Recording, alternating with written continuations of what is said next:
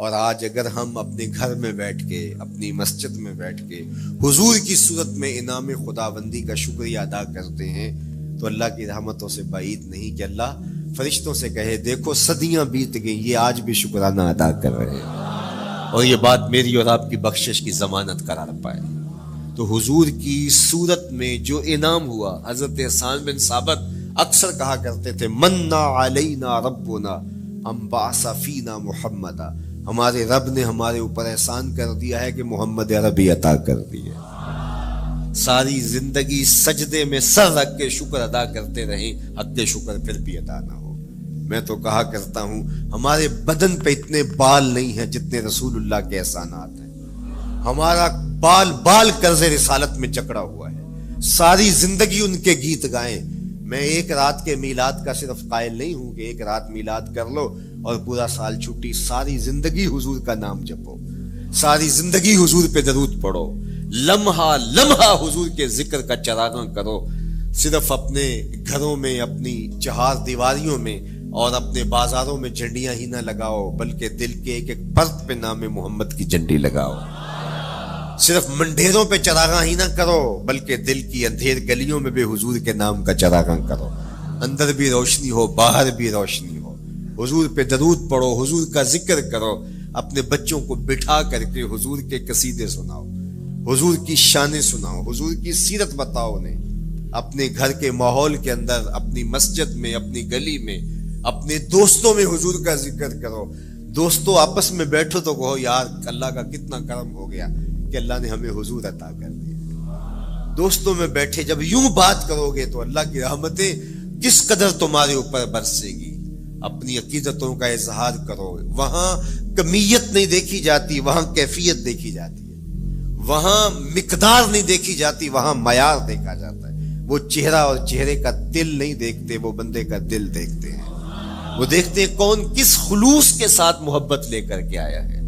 اور جس کی آنکھوں نے جمال محمد عربی دیکھا ہے وہ اپنے مقدر پہ ناز کیوں نہ کرے۔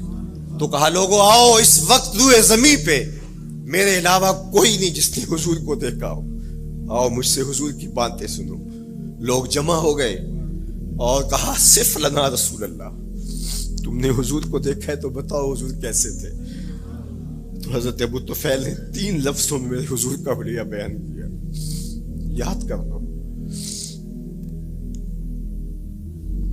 حضرت ابو طفیل نے کہا کان رسول اللہ صلی اللہ علیہ وسلم ابیض ملیحا مقصدا، ایک تو چٹے رنگ کے تھے، ایک تو حضور کا رنگ گورا تھا، دوسری بات ملیحا حضور کا حسن نمکین تھا، اور تیسرا مقصدا حضور متوازن تھے، نہ قد لمبا نہ قد پست، سوا صدر والبطن، سینہ اور پیٹ برابر، لیسا بالطویل الممغط ولا بالکثیر المتردد، نہ پست کے عجیب دکھائی دیں نہ اتنے لمبے کے عجیب لگے، بلکہ درمیانہ قد۔ لیکن اذا جامع القوم غامرہم، سن لو حضور کا قد تو درمیانہ تھا، لیکن جب لوگوں کے درمیان چلتے حضور کے کندھے لوگوں کے سروں سے اونچے دکھائی دیتے۔ یہ اللہ نے شان دی اپنے محبوب، مکھ چند بدر شاہ شانی، متھے چمک دی لاٹ، کالی زلف تے اکھ مستانی،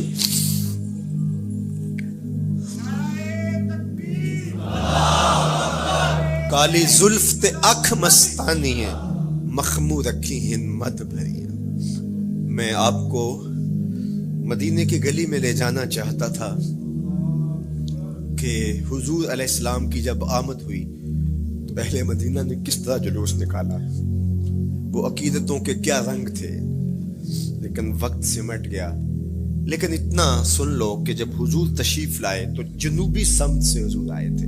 جب انہوں نے دیکھا نا تو اچانک ودا کے پہاڑوں کی اوٹ سے حضور دکھائی دیے، تو سیاہ پہاڑ ہیں، تو ان سے جب حضور کا چمکتا ہوا چہرہ دکھا نا تو بے ساختہ انہوں نے کہا طلع البدر علینا، وہ دیکھو چاند چڑھ گیا ہے، طلع البدر علینا، وہ دیکھو چاند چڑھ گیا۔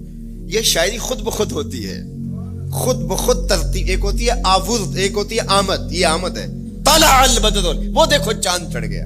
من سنیات الوداع وجب الشکر علینا، مورخ اسلام مفید جالندری نقشہ کھینچتے جنوبی سمت سے اٹھا ایک نوری غبار آخر، جنوبی سمت سے اٹھا ایک نوری غبار آخر، سواد شہر میں داخل ہوا ناکا سوار آخر، زباں پر اشرق البدر علینا کی صدائیں تھی، دلوں میں ما دعا للہ دائی کی دعائیں تھی، نبوت کی سواری جس طرف سے ہو کے جاتی تھی، درود و نعت کے نغمات کی آواز آتی تھی، کہیں معصوم ننھی بچیاں تھیں دف بجاتی تھی، رسول پاک کی جانب اشارے کر کے گاتی تھی، اور کہتی کیا تھی؟ ہم ہیں بچیاں نجار کے عالی گھرانے کی، خوشی ہے آمنہ کے لال کے تشریف لانا، خوشی ہے آمنہ کے لال کے، عجیب رنگ بکھرے ہوئے تھے۔ حضور نے جب بچیوں کو دیکھا تو فرمایا تم مجھ سے محبت کرتی ہو؟ انہوں نے کہا ہم دل و جان سے آپ سے پیار کرتی ہیں۔ تو حضور نے فرمایا واللہ انا احبکن، اللہ کی قسم میں بھی تم سے پیار کرتا ہوں، میں بھی تم سے پیار کرتا ہوں۔ لوگ گھروں کو سجائے بیٹھے، ہلم الینا یا رسول اللہ الی العدد والعدۃ والمنع، حضور آ جاؤ نا، آ جاؤ، ہمارے پاس اسلحے بھی ہیں، کسی نے حملہ کیا توڑ کے رکھ دیں گے، ہمارے بڑے بڑے گھر ہیں، مہمان آئے سنبھال لیں گے، رک جاؤ نا ہمارے گھر۔ اب اتنے چاہنے والے ہوں تو کس کو پذیرائی دیں؟ حضور اونٹنی کی مہار گردن پہ ڈالتے تو مت خلو سبیلہا ناقتی معمورۃ من اللہ، اس کی راہیں چھوڑ دو، یہ اللہ کے حکم کی پابند ہے۔ کہتے ہیں لوگوں نے اونٹنی کو چارہ دکھانا شروع کر دیا کہ چلو اونٹنی بیٹھ جائے، اللہ اکبر، پانی ہڑا نو لوڑ کی راہ براندی، پہنچے آپ دریار سرکار یارا۔ یار جب محبت پیدا ہوتی ہے یار منانے کے ڈھنگ بھی سیکھ لیے جاتے ہیں، محبت بتا دیتی ہے محبوب کو کیسے منانا ہے، لیکن حضور فرماتے خلو سبیلہا ناقتی معمور، راہیں چھوڑ دو، میری اونٹنی اللہ کے حکم کی پابند ہے، یہ سبز چاروں کے لالچ میں آنے والی نہیں ہے، چھوڑو چھوڑو اس کا راستہ۔ اللہ اکبر، جب بنو نجار کے محلے سے حضور گزرے، یہی بچیوں نے تالا البدر علینا پڑھا تھا، اور یہی محلہ حضور کے ننیال کا محلہ تھا۔ انہوں نے جو لفظ کہے امام صالحی نے، اللہ ان کی قبر پہ کروڑوں رحمتیں نازل کر۔ سبل الہدی والرشاد میں نے کئی مرتبہ یہ مقام پڑھا ہے، باب الہجرہ مسلم شریف باقی کتب حدیث میں بھی ہے، لیکن امام صالحی نے بہت ساری حدیث جمع کی ہیں، اور انہوں نے یہاں جو منظر بیان کیا ہے، انہوں نے جو لفظ کہے نا، جب حضور آئے بنو نجار کے محلے سے گزرنے لگے تو ذرا لفظوں کی چاشنی دیکھیے، ان لفظوں سے ٹپکتے شہد کو دیکھیے، تو انہوں نے آگے بڑھ کے حضور کو دعوت دی، اور لفظ کیا کہے؟ ہلم الی اخوالک یا رسول اللہ الی العدد والعدۃ والمن، حضور ادھر تو رک جاؤ، یہ تو آپ کے ماموں کے گھر ہیں، یہ تو آپ کے ننیال کا محلہ ہے، لیکن حضور نے فرمایا کہ بس میری راہیں چھوڑ دو۔ پھر اونٹنی جا کے کہاں بیٹھی؟ نیویاں دا پرونا ہے میرا نبی، کوٹھیاں تے چڑھے ویخ دے رہ گئے۔ سہل اور سہیل دو یتیم بچے تھے، اور ان کی خالی جگہ پڑی تھی، جا کے اونٹنی وہاں بیٹھ گئی، اٹھایا گیا پھر بیٹھ گئی۔ قریب ترین مکان حضرت ابو ایوب انصاری کا تھا، دوڑے آئے سامان اتارنے لگے، کہا حضور اونٹنی کو اب نہ اٹھاؤ، اب تو میرے بخت جاگ پڑے۔ پھر ان کی کیفیت کیا تھی؟ امروز شاہ شاہاں مہمان شدستو مارا، روز شاہ شاہاں مہمان شدست مارا، جبریل با ملائک درباں شدست مارا۔ وہ کہتے ہیں آج شاہوں کا شاہ میرے گھر کا پرونا بن گیا ہے۔ یہ ابو ایوب انصاری کے جذبات ہیں، آج شاہوں کا شاہ، آج خسرو حسینہ ماہ نازنینہ، آج امام الانبیاء میرے گھر کا پرونا بنا ہے۔ کہاں میں کہاں نکہتے گل، باد صبا تیری مہربانی، کبھی اونٹنی کے پاؤں چوم رہے ہیں، تیرے بخت کے تو میرے گھر تک لے آئی۔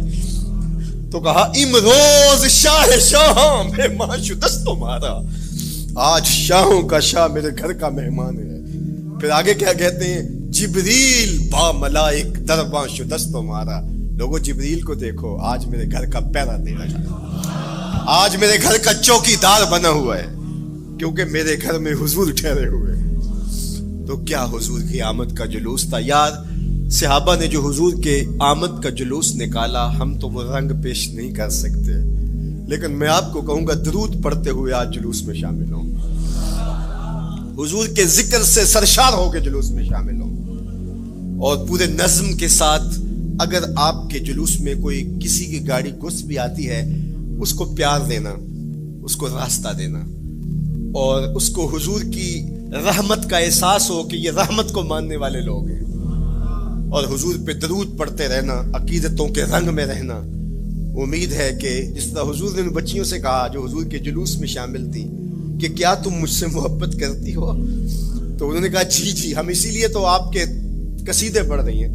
تو حضور نے فرمایا واللہ میں بھی آپ سے محبت کرتا ہوں۔ تو ملنے پہ وہ خوش ہو جاتا ہے، اور اگر رحمت للعالمین مل جائے تو پھر اس کی خوشی کا عالم کیا ہو، پھر اس کی مسرت کی کیفیت کیا ہو۔ یہ بات ذہن میں رکھیے کہ حضور کی آمد پر مسرت کا اظہار کرنا، خوشی کا اظہار کرنا، اس میں تو کوئی اختلاف نہیں ہے۔ امت کا کوئی بھی طبقہ اس کا انکار نہیں کرتا کہ یہ خوشی کی بات نہیں ہے، خوشی کی بات ہے۔ ہر دور میں اور ہر علاقے کے اپنے اظہار کے سلیقے ہوتے ہیں اور طریقے ہوتے ہیں۔ اگر وہ شریعت کے مزاج سے متصادم نہ ہوں تو ان کو اختیار کرنے میں کوئی حرج نہیں ہے۔ پھر مرور زمانہ کے ساتھ بدلتے ہوئے تقاضے ہوتے ہیں۔ کسی زمانے میں تلواروں کے ساتھ، تیروں کے ساتھ لڑائی ہوتی تھی اور وہ جہاد اسلامی قرار پاتا تھا۔ آج کی لڑائی میزائلوں کے ساتھ اور ٹینکوں کے ساتھ ہے، اور یہ بھی جہاد اسلامی قرار پاتا ہے۔ کوئی کہے کہ تیر و تفنگ کو چھوڑ کے، نیزہ و بالا کو چھوڑ کے، شمشیروں کو چھوڑ کے یہ میزائلوں پہ آ جانا، یہ ٹینکوں پہ اور یہ جدید آلات حرب پہ آ جانا، یہ دانشمندی نہیں ہے، یہ سنت سے انحراف ہے۔ تو میاں تو سنت کے مفہوم کو نہیں سمجھا۔ اس دور میں آلات حرب وہ تھے، بدلتے تقاضوں کے ساتھ آلات حرب یہ ہوئے، تو وہ بھی عین جہاد اسلامی تھا، یہ بھی عین جہاد اسلامی ہوگا۔ اسی طرح خوشی کے مختلف طریقے ہیں۔ کسی زمانے میں بالکل پرانے لوگ جانتے ہیں، جب کسی کے ہاں خوشی آتی تو وہ گڑ کی روڑیاں بانٹتا، یہ پرانا طریقہ۔ پھر اس کے بعد پتاشے بانٹنا شروع ہو گئے لوگ، پھر اس کے بعد وہ شکر پارے آ گئے، اس کے بعد پھر لڈو آ گئے، پھر موتی چور، اور پھر نہ جانے کیا کیا۔ لیکن روح ایک ہی ہے۔ جو گڑ بانٹنے سے مسرت کا اظہار تھا، وہی آج جدید جو ہمارے پاس مٹھائی کی اقسام ہیں ان کو بانٹنے سے بھی وہی مقصود ہے۔ کسی زمانے میں کسی کے ہاں بیٹا ہوتا تو وہ گھر کے دروازے پہ پتے باندھ دیا کرتے تھے۔ یہ اس دور کی جھنڈیاں تھیں، اظہار کے لیے کس گھر میں خوشی آئی ہے۔ تو آج کے دور میں تو ہمیں پتے باندھے ہوئے نہیں ملتے۔ آج گھروں کے اندر ولادت مبارک کے یا مختلف طرح کے غبارے لگا دی جاتے ہیں یا جھنڈیاں لگا دی جاتی ہیں۔ تو مختلف بدلتے ہوئے ادوار میں وہ طریقے ضرور بدلے، لیکن جہاں تک مسرت کا اظہار ہے وہ روح بعین ہی ہر دور میں، ہر علاقے میں، ہر جو ہے وہ کلچر میں موجود ہے۔ کسی بھی خوشی پہ مسرت کا اظہار، مسرت اور سرور اور کیفیت کا اظہار، یہ انسانی زندگی ہے۔ اسلام ہمیں مسرتوں کے اظہار اور شکرانے کی صورت کے بہت سارے طریقے دیے، اس میں سے روزہ رکھنا بھی ہے۔ ان طریقوں میں سے ایک طریقہ نوافل ادا کر کے شکر کا اظہار کرنا بھی ہے۔ خیرات بانٹ کے، لوگوں کو کھانا کھلا کے مسرت کا اظہار کرنا ہے، لوگوں کو لباس پہنا کے مسرت کا اظہار کرنا ہے۔ اور اسی طرح دعوت ہے، مختلف مواقع پہ مختلف چیزیں ہیں۔ پیر کے دن حضور علیہ السلام روزہ رکھتے تھے۔ پوچھا حضور آپ پیر کے دن روزہ کیوں رکھتے ہیں؟ قال فیہ ولدت، کہا اس دن میں پیدا ہوا تھا۔ تو اپنی ولادت کا حضور دن پیر روزہ رکھ کے اللہ کے شکرانے میں دن گزارتے تھے۔ وہ حضور علیہ السلام کی زندگی کا ایک ایک لمحہ رب کے تشکر میں بسر ہوتا ہے، لیکن حضور نے اس کی وجہ بیان کر دی کہ میں اس دن کا روزہ خاص طور پہ اس لیے رکھتا ہوں، فیہ ولدت، اس دن میری ولادت ہوئی تھی۔ اللہ اکبر۔ تو حضور کی ولادت اللہ کی بہت بڑی نعمت اور اس پر شکرانہ خود میرے حضور نے ادا کیا ہے۔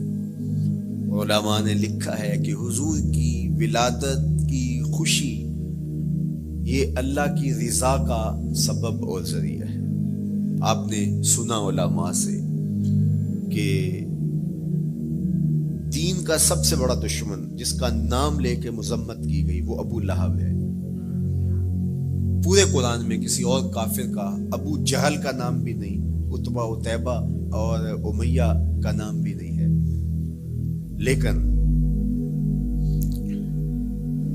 نام لے کر کے مذمت اگر کسی شخص کی گئی تو ابو لہب کی گئی۔ حضور علیہ الصلوۃ والسلام جب کوہ صفا پہ جلوہ فراز ہوئے، وَأَنذِرْ عَشِيرَتَكَ الْأَقْرَبِينَ حکم ہوا پہلے قریبی لوگوں کو آپ اللہ کا ڈر سنائیں، تو حضور علیہ السلام نے قریبی لوگوں میں محنت کی، تو قریش کو، صنادید قریش کو، بنو ہاشم کو بلایا اور بلا کہ حضور نے ایک بات کی کوہ صفا پہ کہ اگر میں تمہیں کہوں اس پہاڑ کی دوسری جانب سے ایک لشکر آ رہا ہے جو تمہیں کچل دے گا تو کیا میری بات مان لو گے؟ تو انہوں نے کہا اگر نظر نہ بھی آیا تو ہم کہیں گے ہم اندھے ہیں، آپ سچے ہو، ہماری نظروں کو پھیر لگ رہا ہے، آپ جھوٹ نہیں بول سکتے، ہم نے 40 سال آپ کے شب و روز دیکھے ہیں، تو کیسے ہم یہ گمان کر رہے ہیں؟ تو حضور نے فرمایا اگر میری ذات پہ اتنا یقین ہے تو مان لو اللہ ایک ہے۔ تو ابو لہب سب سے پہلے بولا تبا لک ھنالک سائر الیوم الہذا جمعتنا معاذ اللہ، کہ آپ کا معاذ اللہ ہاتھ ٹوٹ جائے، آپ نے اس لیے ہمیں جمع کیا تھا؟ تو اللہ تعالیٰ جل شانہ نے اس کا جواب دیتے ہوئے ارشاد فرمایا تبت یدا ابی لہب وتب، ظالم تیرے دونوں ٹوٹ جائیں، ظالم تیرے دونوں ٹوٹ جائیں۔ تو ابو لہب کا نام لے کے مذمت کی گئی، لیکن یہ بدترین کافر جب حضور کی ولادت ہوتی ہے تو اس کی لونڈی سویبہ اس کو جا کے خبر دیتی ہے کہ تیرے مرحوم بھائی کے گھر بیٹا پیدا ہوا ہے، تو یہ بہت خوش ہو گیا ہے، اس لیے نہیں کہ نبی تشریف لائے، اس لیے کہ میرے مرحوم بھائی کے گھر میں چراغاں ہوا، تو بھتیجا ہونے کے ناطے اس کو ایک سرشاری اور خوشی ہوئی، اور لونڈی کے خبر دینے پر اس نے اشارے سے اس کو کہا جا تو آزاد ہے۔ اللہ اکبر۔ یہاں سے یہ بھی سمجھے کہ حضور نے صحن کائنات میں قدم رکھا، غلاموں کو آزادی ملنے لگی، غلامی کی زنجیریں ٹوٹنے لگی، تو سویبہ کو کہا جا تو آزاد ہے۔ خیر ابو لہب کی ساری زندگی آپ کو پتہ ہے، لیکن جب مر گیا تو حضرت عباس رضی اللہ تعالیٰ عنہ کو خواب میں ملا، انہوں نے کہا سنا کیسی بیت رہی ہے؟ اس نے کہا سخت مشکل میں ہوں، ڈاڑھی تکلیف ہے، حضور کی مخالفت بڑی مہنگی پڑی، لیکن اتنا ہے کہ جب پیر کا دن آتا ہے جس انگلی سے اشارہ کر کے لونڈی کو آزاد کیا تھا اس سے ٹھنڈا اور میٹھا مشروب بھی ملتا ہے اور عذاب میں بھی کچھ کمی ہوتی ہے۔ شارع مسلم امام نووی کے استاد امام ابو شامہ جو بہت بڑا نام ہے حدیث میں، وہ فرماتے ہیں جب ایک کافر کو حضور کو نبی سمجھ کے نہیں بھتیجا سمجھ کے خوشی کرنے کا بھی صلہ ملتا ہے، تو ایک مومن جو حضور کا غلام ہے اور حضور کو امام اور مقتدا اور نبی رسول اور محبوب سمجھ کے خوشیاں کرتا ہے، اس کو اللہ کتنا کچھ عطا کرے گا۔ دوستارا کجا کنی محروم تو کے بعد دشمنا نظر داری، جب تو دشمنوں کو اتنا دیتا ہے تو دوستوں کو کتنا عطا کرے گا۔ تو حضور کی آمد پر مسرت کا اظہار، بشاشت کا اظہار، یہ اہل ایمان کا طریقہ رہا ہے۔ ہاں جو اس کا انداز ہے، کسی کو نوافل میں زیادہ سرور ملتا ہے وہ نوافل کثرت سے پڑھ لے، کسی کو زیادہ سرور روزے میں آتا ہے تو وہ روزے رکھ کر کے اس شکرانے کو ادا کرے، کوئی ذکر کی مجلس سجا لے، مختلف طریقے موجود ہیں۔ حضور علیہ السلام تشریف لائے، صحابہ بیٹھے ہوئے تھے، صحیح مسلم میں روایت ہے، سنن نسائی میں ہے اور بھی کتب حدیث میں، محفل بپا تھی، تو حضور نے آ کہا ما اجلسکم، کیوں بیٹھے ہوئے ہو؟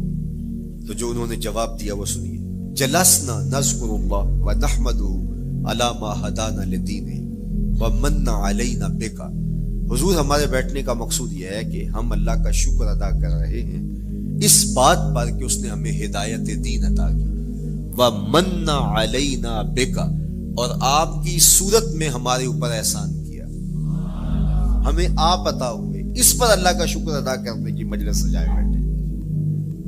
اب بات تو سادہ سی تھی، لیکن میرے حضور نے ان سے کہا کیا تم اس بات پہ قسم دے سکتے ہو کہ اسی لیے بیٹھے ہو؟ تو انہوں نے کہا جی ہم قسم دیتے ہیں، ہم اسی لیے بیٹھے ہو۔ میں اٹھاؤ قسم۔ تو صحابہ نے باقاعدہ قسم دی، ہم قسم اٹھاتے ہیں، ہمارے بیٹھنے کا مقصد یہ ہے کہ اللہ کا شکر ادا کر رہے ہیں اور آپ کی صورت میں جو انعام خداوندی ملا ہے اس پر اللہ تعالیٰ کا شکریہ ادا کر رہے ہیں۔ حضور نے باقاعدہ ان سے قسم لی اور انہوں نے باقاعدہ قسم دی۔ اب صحابہ کو حیرت تو تھی کہ یہ موقع قسم کا تو نہیں تھا، لیکن حضور نے قسم لی ہے، کیوں؟ حیرت تو استجاب کی کیفیت تھی۔ حضور علیہ السلام نے فرمایا صحابہ میں تم سے جو ابھی قسم لی ہے یہ کسی تہمت کی بنیاد پر نہیں لی، یعنی تمہارے قول کی صداقت میں مجھے کوئی شک نہیں تھا کہ میں نے قسم سے تصدیق کی ہو، بلکہ اس کا سبب اور تھا۔ بعض اوقات قسم اس لیے کی جاتی ہے کہ کسی متردد ذہن کو مطمئن کرنا ہوتا ہے، اور بعض اوقات قسم واقعہ کی اہمیت کو بڑھانے کے لیے کی جاتی ہے۔ کوئی بندہ کہہ رہا ہے کہ جناب فلاں صاحب آ رہے ہیں ہمارے گھر میں، مہمان آ رہے ہیں، تو گھر کے اچھا کہتا ہاں قسم اللہ کی، تو اس کا یہ مطلب نہیں کہ اس کے شک ہوتا ہے، اس کی خوشی اور اس کی مسرت کے اظہار کو بڑھانے کے لیے وہ کہتا ہے کہ ہمارے گھر کے اندر آج فلاں آ رہا ہے، تو وہ کہتا اچھا کہتا ہاں ہاں قسم اللہ کی وہ آ رہا ہے۔ تو یہ متردد کا شک دور کرنے کے لیے قسم نہیں ہے، یہ بلکہ اس کی خوشی اور سرشاری کو پختہ کرنے کے لیے ہے۔ تو عربوں میں قسم مختلف وجہ سے کی جاتی تھی، تو حضور نے فرمایا یہ جو میں نے تم سے قسم لی ہے یہ کسی تہمت کی بنیاد پہ نہیں لی، بلکہ اس قسم کا سبب کیا ہے سنو۔ پھر حضور نے خود بتایا، فرمایا تم یہاں بیٹھے تھے، میں حجرے میں بیٹھا تھا، اتانی جبریل علیہ السلام، میرے پاس جبریل امین حاضر خدمت ہوئے، فاخبرنی ان اللہ یباہی بکم الملائکہ، تو مجھے انہوں نے خبر دی ہے، محبوب ذرا باہر تو نکل کے دیکھو، صحابہ تمہارے اس عمل پر اللہ فرشتوں میں ناز کر رہا ہے، اللہ فرشتوں میں فخر کر رہا ہے کہ دیکھو میں نے ان کو نعمت دی، کتنے قدردان نکلے، اس نعمت کا شکرانہ ادا کر رہے ہیں۔ اور آج اگر ہم اپنے گھر میں بیٹھ کے، اپنی مسجد میں بیٹھ کے حضور کی صورت میں انعام خداوندی کا شکریہ ادا کرتے ہیں تو اللہ کی رحمتوں سے بعید نہیں کہ اللہ فرشتوں سے کہے دیکھو صدیاں بیت گئی، یہ آج بھی شکرانہ ادا کر رہے ہیں، اور یہ بات میری اور آپ کی بخشش کی ضمانت قرار پائے۔ تو حضور کی صورت میں جو انعام ہوا، حضرت حسان بن ثابت اکثر کہا کرتے تھے منا علینا ربنا ام بعث فینا محمدا، ہمارے رب نے ہمارے اوپر احسان کر دیا ہے کہ محمد عربی عطا کر دیے۔ ساری زندگی سجدے میں سر رکھ کے شکر ادا کرتے رہیں، حق شکر پھر بھی ادا نہ ہو۔ میں تو کہا کرتا ہوں ہمارے بدن پہ اتنے بال نہیں ہیں جتنے رسول اللہ کے احسانات ہیں، ہمارا بال بال قرض رسالت میں جکڑا ہوا ہے، ساری زندگی ان کے گیت گائیں۔ میں ایک رات کے میلاد کا صرف قائل نہیں ہوں کہ ایک رات میلاد کر لو اور پورا سال چھٹی، ساری زندگی حضور کا نام جپو، ساری زندگی حضور پہ درود پڑھو، لمحہ لمحہ حضور کے ذکر کا چراغاں کرو، صرف اپنے گھروں میں، اپنی چہار دیواریوں میں اور اپنے بازاروں میں جھنڈیاں ہی نہ لگاؤ، بلکہ دل کے ایک ایک پرت پہ نام محمد کی جھنڈی لگاؤ۔ صرف منڈیروں پہ چراغاں ہی نہ کرو، بلکہ دل کی اندھیر گلیوں میں بھی حضور کے نام کا چراغاں کرو، اندر بھی روشنی ہو باہر بھی روشنی ہو، حضور پہ درود پڑھو، حضور کا ذکر کرو، اپنے بچوں کو بٹھا کر کے حضور کے قصیدے سناؤ، حضور کی شانیں سناؤ، حضور کی سیرت بتاؤ انہیں، اپنے گھر کے ماحول کے اندر، اپنی مسجد میں، اپنی گلی میں، اپنے دوستوں میں حضور کا ذکر کرو۔ دوستوں آپس میں بیٹھو تو کہو یار اللہ کا کتنا کرم ہو گیا کہ اللہ نے ہمیں حضور عطا کر دیا۔ دوستوں میں بیٹھے جب یوں بات کرو گے تو اللہ کی رحمتیں کس قدر تمہارے اوپر برسے گی۔ اپنی عقیدتوں کا اظہار کرو، وہاں کمیت نہیں دیکھی جاتی، وہاں کیفیت دیکھی جاتی ہے، وہاں مقدار نہیں دیکھی جاتی، وہاں معیار دیکھا جاتا ہے۔ وہ چہرہ اور چہرے کا دل نہیں دیکھتے، وہ بندے کا دل دیکھتے ہیں، وہ دیکھتے ہیں کون کس خلوص کے ساتھ محبت لے کر کے آیا ہے۔ شاہ ولی اللہ محدث دہلوی بہت بڑا نام ہے، تمام مکاتیب فکر کے نزدیک معتبر نام ہے۔ شاہ ولی اللہ محدث دہلوی فرماتے ہیں میرے والد شاہ عبد الرحیم محدث دہلوی ہر سال حضور کا میلاد کرتے تھے، اور اپنی استطاعت کے مطابق لوگوں میں آنے والوں میں کچھ کھانا بھی تقسیم کرتے ہیں۔ 1 سال حالات اتنے بدلے تھے کہ ان کو میسر نہ تھا کہ لوگوں کو بھرپور کھانا کھلا سکے، لیکن کہا چلو ناغہ نہ ہو، ایک تسلسل ہے جاری رہے، تو انہوں نے چنے بانٹ دیے بعد میں، لیکن دل میں تشویش تھی کہ اس مرتبہ من کی منشا پوری نہیں ہوئی، تو اسی حالت میں سو گئے، سوئے تو مقدر جاگا، حضور کا دیدار نصیب ہوا، اور جس نے حضور کو خواب میں دیکھا اس نے حضور کو ہی دیکھا۔ من رآنی فی المنام فقد رآنی، فرمایا جس نے مجھے خواب میں دیکھا اس نے مجھے ہی دیکھا۔ فإن الشیطان لا یتمثل بی، شیطان میری مثل ہو ہی نہیں سکتا، خواب میں آ کر بھی حضور کی مثل ہونے کا دعویٰ نہیں کر سکتا، جس نے مجھے دیکھا اس نے مجھے ہی دیکھا۔ اور دوسری بات، حضور جس کے خواب میں آئے قصد، ارادے اور مرضی سے آئے۔ تیسری بات، حضور علیہ الصلوۃ والسلام نے خواب میں کسی کو کچھ عطا کیا تو وہ حقیقت میں عطا کیا۔ ویسے میں خواب میں کسی سے کچھ لیتا ہوں، آپ خواب میں کسی سے کچھ لیتے ہیں یا کسی کو کچھ دیتے ہیں تو وہ محض خواب ہوتا ہے۔ آپ نے کسی سے قرض لینا ہو تو وہ خواب میں آ کے ادا کر دیں، تو صبح اٹھ کے کھاتے سے نام کاٹ دیں گے؟ آپ کہیں گے خواب میں ادا کیا، بھوک میں تڑپتے سو گئے، رات عالی نصب ہوٹل سے کھانا کھاتے رہے، صبح بھوک محسوس کریں گے یا نہیں؟ خواب میں کھایا ہے نا۔ وہ کیا کسی نے کہا 100 بار میرے ہاتھوں میں تیرا دامن آیا، جب آنکھ کھلی تو اپنا ہی گرے پان تھا۔ کچھ نہیں ہوتا، خواب محض خواب ہوتا ہے۔ لیکن اگر حضور کسی کو خواب میں کچھ عطا کریں، امام بوصیری سے پوچھو، رات چادر ملتی ہے، صبح اٹھتے ہیں کندھوں پہ موجود ہوتی ہے۔ حضور عطا کرتے ہیں تو حقیقت میں عطا کرتے ہیں۔ امام سخاوی نے القول البدیع میں لکھا ہے، ایک شخص حضور کے روضے پہ کھڑا ہے اور کیا کہتا ہے؟ آنا ضیف ہوگا، میں آپ کا مہمان ہوں اور آپ کے ہوتے ہوئے کسی اور در پہ تو نہیں جانا۔ آقا جی میں تیرا ہو کے خیر منگاں در درتا، مریل کتا کیوں اخواواں ایڈے بختاں ورتا۔ جب میں تیری چوکھٹ پہ ہوں تو کسی اور سے کیوں مانگوں؟ اور میرے امام بولے کون دیتا ہے دینے کو منہ چاہیے، دینے والا ہے سچا ہمارا۔ کوئی جھولی میں چند ٹکڑے ڈال بھی دے تو ساری زندگی جتلائے گا۔ اللہ اکبر۔ عارف عبد المتین نے تو قلم توڑ دیا نا۔ اور جتنے بھی سہارے ہیں سبک کرتے ہیں، عزت نفس بڑھاتا ہے سہارا تیرا، ہر آسرا کمزور کرتا ہے لیکن نبی کا آسرا سر بلند کرتا ہے۔ کسی چودھری کا، خان وڈیرے کا مانگت سر اٹھا کے چل سکتے ہیں کہ میں فلاں کا مانگت ہوتا ہوں اور جس کو خیرات مدینے کی گلی سے ملی ہو؟ اسی لیے میرے امام نے مشورہ دیا، ٹھوکریں کھاتے پھرو گے ان کے در پہ پڑ رہو، قافلہ تو اے رضا اول گیا آخر گیا۔ وہ کھڑا ہی حضور کے روضے پہ کیا کہتا ہے؟ آنا ضیف ہوگا، میں آپ کا مہمان ہوں اور آپ کے ہوتے کسی اور در پہ جاؤں؟ اللہ اکبر۔ یہ کہتے کہتے آنکھ لگ گئی۔ حضور خواب میں تشریف لائے، دائیں ہاتھ میں روٹی تھی، عطا کرتے میں خوش لے لے۔ کہتا میں نے خواب میں کھانا شروع کر دی، ابھی آدھی روٹی کھائی تھی، پوری روٹی نہیں کھائی تھی، آدھی روٹی کھائی تھی کہ میری آنکھ کھل گئی۔ جب آنکھ کھلی تو دوسرا آدھا ٹکڑا میرے ہاتھ میں موجود تھا۔ وہ دیتے ہیں تو حقیقت میں دیتے ہیں۔ تو شاہ ولی اللہ محدث دہلوی فرماتے ہیں کہ میرے والد شاہ عبد الرحیم محدث دہلوی نے خواب میں حضور کو دیکھا، اور چونکہ دن یہ عمل گزرا تھا اور کہ مہمانوں کو خاطر خواہ تواضع نہیں کر سکا تھا، تو حضور کے سامنے انواع اقسام کی چیزیں پڑی ہیں، اور ان میں میرے والے چنے بھی موجود ہیں اور ان کے ساتھ شفقت فرما رہے ہیں۔ تو یہاں معیار دیکھا جاتا ہے، مقدار نہیں دیکھی جاتی، یہاں کمیت نہیں دیکھی جاتی، کیفیت دیکھی جاتی ہے۔ یہاں چہرے اور چہرے کا دل نہیں دیکھا جاتا، یہاں آنے والے کا دل دیکھا جاتا۔ یار چہرہ تو چمکدار تھا، اسی لیے ابو لہب کہتے ہیں نا شعلے کی طرح چمکتا ہوا، لیکن جہنم کا ایندھن بنا، اور کالے رنگ والا، ہونٹ موٹے ہیں، لیکن کعبے کی چھت میں کھڑا اذان دے رہا ہے۔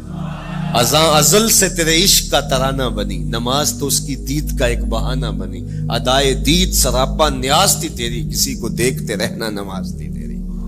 تو عقیدتوں کے رنگ اور محبتوں کے رنگ حضور علیہ السلام کے ساتھ جب کوئی پیش کرتا ہے تو رائے گانی جاتی۔ یہ وفاداروں کا در ہے، یہاں بے وفائی کا تصور ہی نہیں ہے۔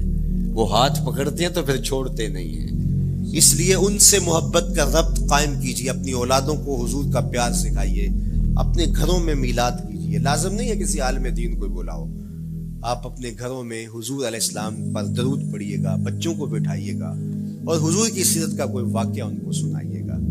صحابہ اپنے بچوں کو بٹھا کر کے حضور کی سیرت بتایا کرتے تھے, حضور کا نقشہ بتایا کرتے تھے, حضور کے شمائل ذکر کیا کرتے تھے. اور کوئی صحابی ملتا تو تابعین جمع ہو جایا کرتے تھے اور اسے پوچھتے تھے اچھا بتاؤ حضور کی صورت کیسی تھی, زلفیں کیسی تھی. یہی میلاد ہے نا. میلاد میں حضور کے فضائل کا ذکر ہوتا ہے, شمائل کا ذکر ہوتا ہے, خصائل کا ذکر ہوتا ہے. اور موسم حج کا ہے. ایک اونچے ٹیلے پہ حضرت سیدنا ابو طفیل چڑھ گئے. یہ آخری صحابیاں ہیں, اس کے بعد کوئی صحابی نہیں. آخر میں سب سے آخر میں فوت ہوئے 110 ہجری میں, حضور کے وصال کے 100 سال بعد تک زندہ رہے. اونچے ٹیلے پہ چڑھ گئے اور لوگوں کو کہا لوگوں آؤ, اس وقت روئے زمین پہ میرے علاوہ کوئی نہیں جس نے حضور کو دیکھا, بس انہی آنکھوں نے حضور کو دیکھا ہے. کیا ناز ہے. میرے ایک استاد ہوتے تھے سر محمد علی حاشر, اللہ ان کی قبر پہ رحمت نازل کرے.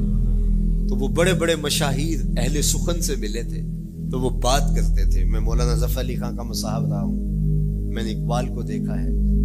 داغ دہلوی نے اپنے شاگردوں سے کہا تھا آنے والی صدیاں تم پہ ناز کریں گی اے لوگو, تم نے داغ کو دیکھا, تم نے داغ سے باتیں کی ہیں. یار جس نے داغ دہلوی کو دیکھا ہے وہ تو ناز کریں, جس نے اقبال کو دیکھا ہے وہ تو فخر کریں, جو مشاہیر اہل سخن کے پاس بیٹھتا رہا ہے وہ تو فخر کریں, اور جس کی آنکھوں نے جمال محمد عربی دیکھا ہے وہ اپنے مقدر پہ ناز کیوں نہ کریں. تو کہا لوگوں آؤ, اس وقت روئے زمین پہ میرے علاوہ کوئی نہیں جس نے حضور کو دیکھا ہو, آؤ مجھ سے حضور کی باتیں سنو.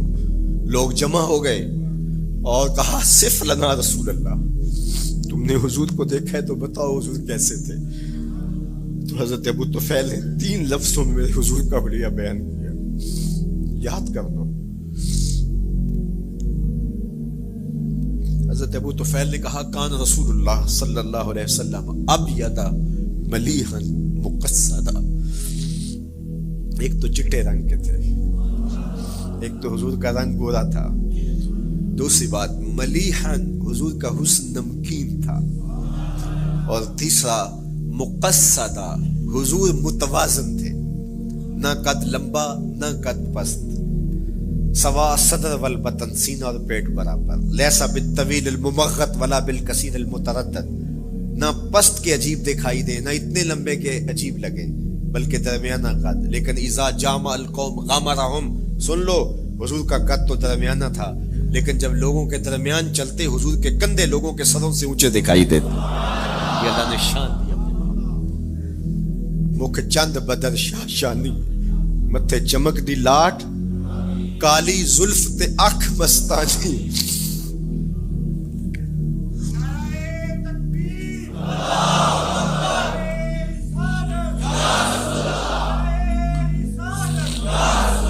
کالی زلف تے اکھ مستانی ہے, مخمو رکھی ہن مد بھری ہے. لیکن میں آپ کو کہوں گا درود پڑھتے ہوئے آج جلوس میں شامل ہوں, حضور کے ذکر سے سرشار ہو کے جلوس میں شامل ہوں, اور پورے نظم کے ساتھ.